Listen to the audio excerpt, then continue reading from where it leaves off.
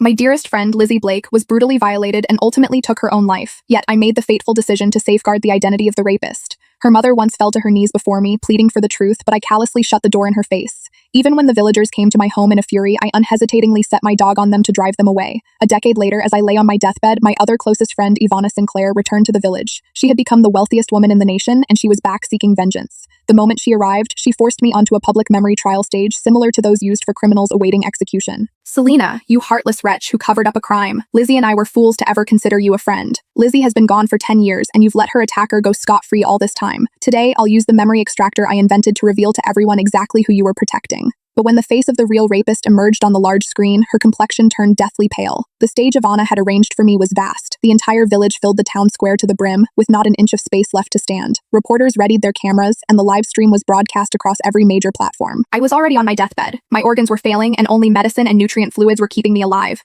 Yet, they hauled me out to the town square like a common criminal. A man lunged forward and seized my throat, shouting, "Selena, why did you protect that monster? You destroyed my family. Why didn't you just die instead?" He choked me so fiercely that I nearly lost consciousness, and my vision started to fade. The crowd went berserk, yelling in anger, "What a heartless woman. Her friend was raped and died, and she knew the culprit but stayed quiet. Her friend drowned herself. Her poor mother pleaded until her knees bled, and she still refused to open the door. She even set her dogs on people. How despicable can she be?" All their curses were directed at me. Ivana stood nearby, her brows knitted tightly. In the whole world, apart from Lizzie's parents, no one loathed me more than she did. 10 years ago, Lizzie Blake, Ivana Sinclair, and I were the closest of friends. But after Lizzie was assaulted and took her life in the woods near my home, our friendship crumbled. In her suicide note, she wrote that I saw the man who raped her. From that moment on, everyone believed I was shielding the rapist. And the truth was, I did protect him. Ivana stepped in front of me, her voice icy and cutting. "Selena, I'll give you one last chance. Tell me who the rapist is, then turn yourself into the police. It's not too late yet.